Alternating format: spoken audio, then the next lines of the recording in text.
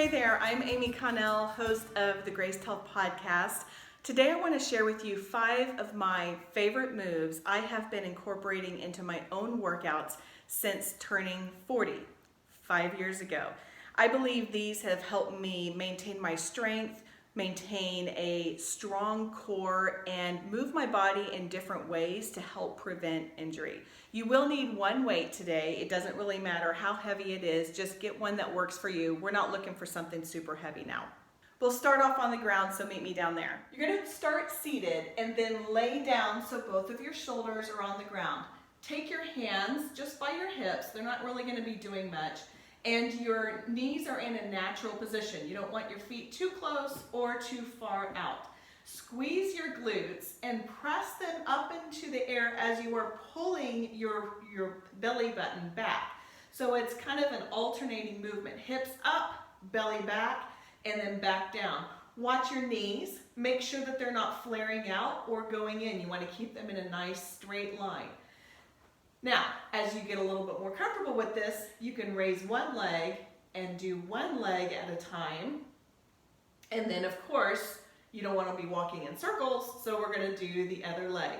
Up and down, lifting those hips. The secret to this is squeezing those glutes at all times. The glute that is supporting. If your foot is on the floor, I want that butt cheek, your glute squeeze, because that's going to be activating all of the different muscles. Keep pulling that belly button in. Let's stand up for the second movement. You'll need your weight for this one. Feet are going to be wider than your hip, and the key to this is your feet are going to follow your weight. Now, roll your shoulders back, pull that belly in, always, always nice tight core.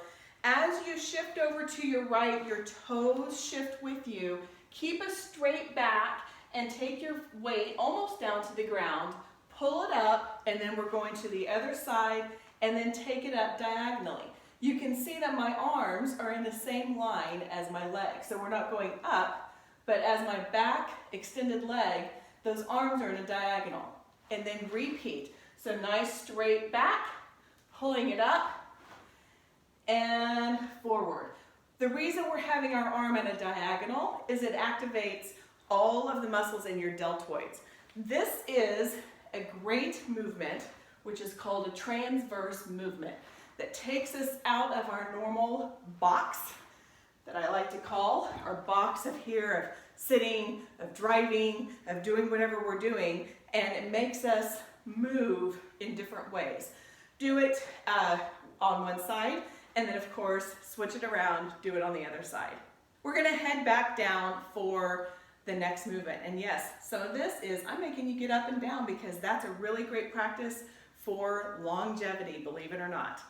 I have several clients with knee issues, which is very normal as we age.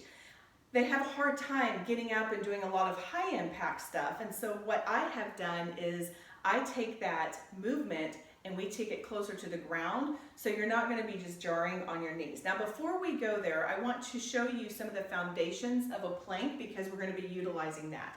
The best example I know how to give you great form advice is think about your kids when you take them to the pediatrician's office. I know my boys always wanted to be as tall as possible. They would stand up as tall as they can and press their shoulders down as they lifted their head up. Now, as a side view, it's like this.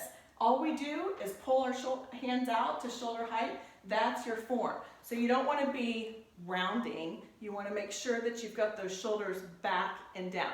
Now let's head down to the ground so I can show you our cardiovascular movement in a lower impact option. Down on the ground, again, we want to take that good plank form. So roll your shoulders back, take your hands out right below your shoulders. I'm on my knees, curl your toes back and straighten out your legs. Now, take your feet out and then bring it back in. I'm going to come here so I can see you a little bit better. So we're going to pop our feet out and in. You can go a little bit faster, or you can take it out into a step. Just make sure that you switch your lead leg. This is something you can also do on the chair if you're not quite ready to be going all the way down to the ground. Now, once you've been doing that, if you want a little bit more, you can have some fun with it. You kind of get a little Dorothy and the Wizard of Oz. No place like home, a little tap up in the air. All right, standing back up again. One of the things that's really important to do as we get older is balance and focus on balancing, training our body to be able to balance in any situation, so that way when we are in an unpredictable situation, our body knows how to do that. One of my favorite moves is to take your foot out in front of you. I'm going to go here this way. Roll your shoulders back. You know I like to do that. Take your arms out and then hinge at your hips. Leave your supporting legs straight. As you are comfortable, lift up. Oh, I'm a little wobbly. That's okay. Lift up that back leg. Now you can take your hands out by your ears and bring that knee in and out when you get a little more comfortable. You might be comfortable right here, and that might be perfectly challenging for you in your balance. That's fine. As you keep doing it, you're going to get stronger, your ankles are going to get stronger, and your body's going to get used to it. So do what works for you and then elevate that and progress as you are comfortable. All right, we've got one more movement. Guess where it is? Down on the ground. Let's go there. Now, as we get older, our flexibility really starts to decline. This is probably not news to you. So we have to be very intentional about continuing to stretch those muscles that are oftentimes in that flex position. This one is a single leg dog to a pigeon. So you're going to take your hands underneath your shoulders again, push your shoulders back, curl your toes under, and lift your hips up into the air. Now, lift your right leg, and then bring that knee in between your hands, and then take it back up. So when you're up here, you should feel a stretch in your supporting leg, which for me is that left, and then bringing it forward, you're going to get a really good stretch back in the glute. If you want a little bit more, take your nose down to the ground, bring it back up, stay on the same leg, repeat that, and then make sure you do your other leg. Those are your 5 movements. Now, if you're thinking, okay, those are great, but what do I do with them? I have good news for you.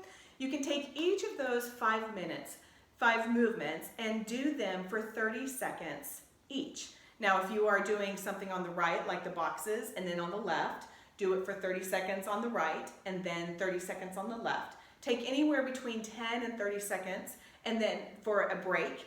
And once 30 seconds of doing something isn't long enough for you, you can extend that to up to a minute. Do all of that together, do about 5 rounds of it, and you are going to feel great. Your body's going to feel lengthened, it's going to feel strengthened, and it's going to feel more confident in the space that you are in. I'm so glad you have joined me with these. I'm proud of you for taking care of your body. I will see you another time, and as always, have a graced day.